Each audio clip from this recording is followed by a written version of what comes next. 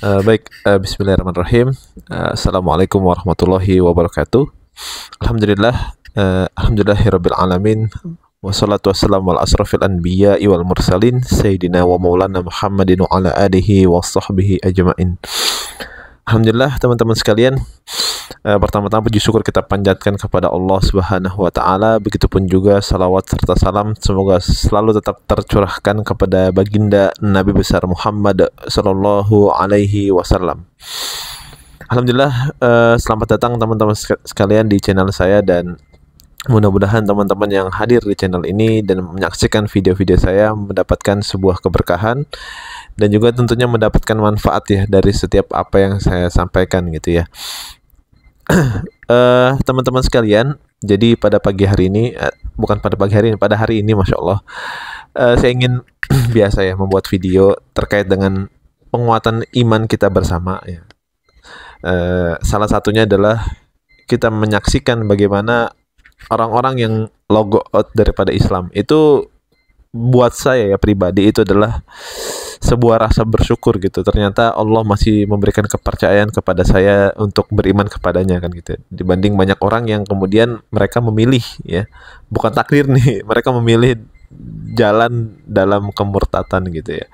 Itu nauzubillah, dan mudah-mudahan ini enggak sampai terjadi dengan saudara-saudara kita di sekitar kita gitu kan ya, insyaallah.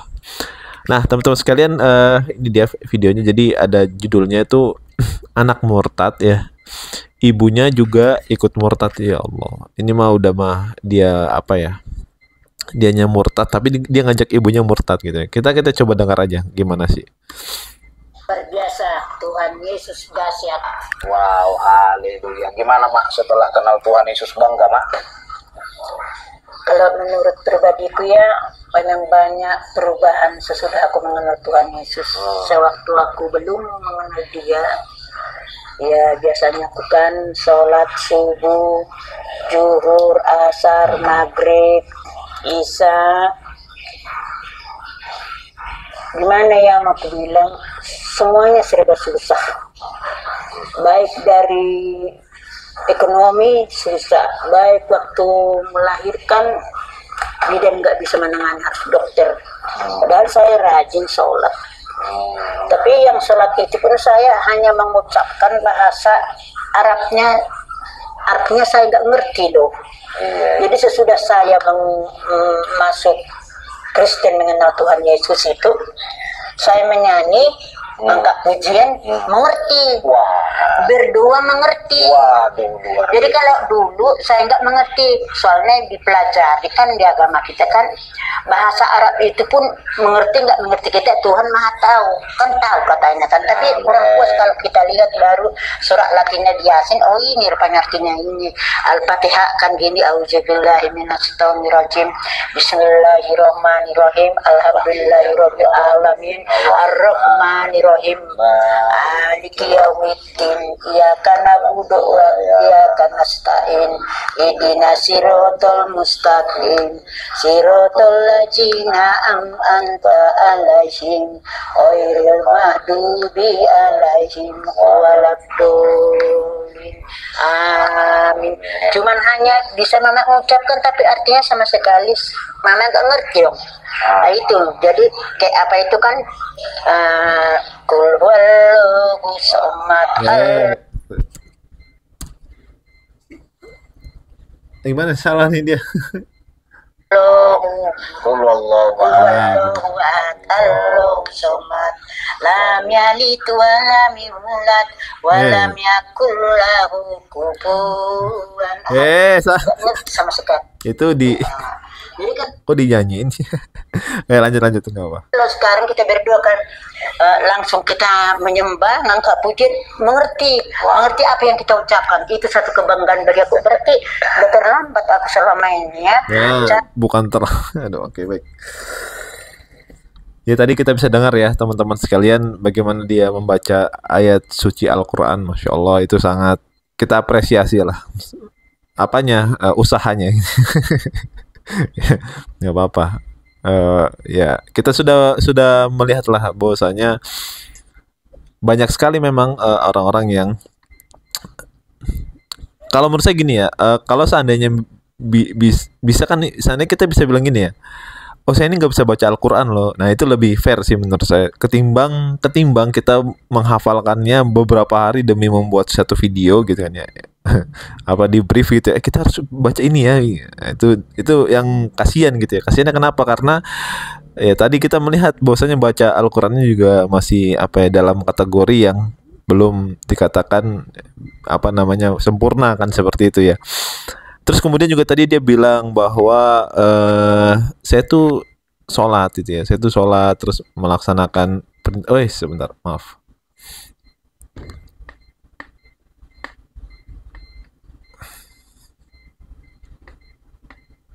Ya, melaksanakan perintah-perintah Allah gitu ya.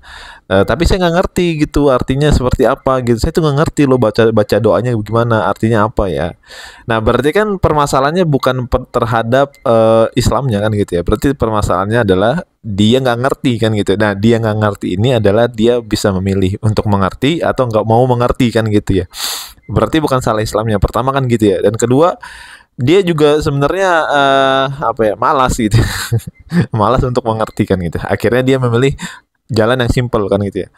Padahal jalan simpel ini adalah sesuatu yang dia pilih adalah sesuatu kekeliruan kan gitu, kesalahan bahkan, yaitu murtad kan gitu ya. Kita apa ya? Saya melihat video ini tuh sebenarnya naas ya, kasihan gitu ya. Karena pun di sekitar kita juga banyak yang kayak begini gitu loh. Banyak yang kayak begini. Mereka hanya tahu bahwasanya Islam itu hanya mengajarkan sholat gitu ya. Padahal masalah fundamental setiap individu adalah itu adalah bagaimana dia bangkit dari pemikirannya gitu loh. Mereka harus kritis terhadap hal sesuatu apapun gitu, termasuk juga kenapa dia harus sholat gitu. Dia harus kritis gitu kan ya. Dan nggak boleh seseorang muslim itu hanya menjalankan perintah, ya udah jalanin aja. Dan itu tuh nggak boleh. Dia harus tahu alasannya kenapa. Dia harus tahu dan dia juga harus mencari tahu kenapa harus sholat, kan gue bisa enggak kan gitu kan, gue bisa. Nah itu harus kayak gitu.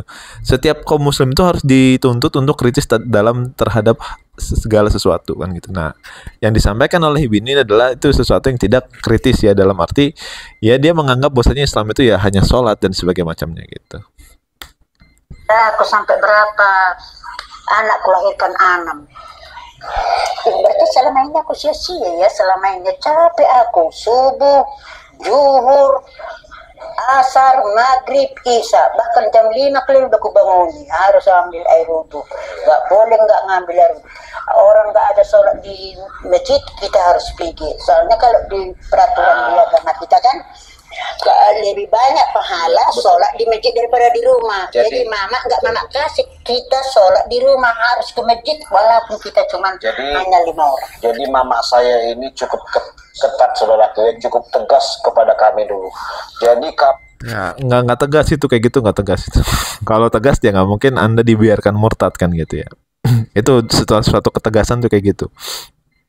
Jadi ya tadi saya bilang ya, ini mungkin pelajaran buat kita bersama bahwa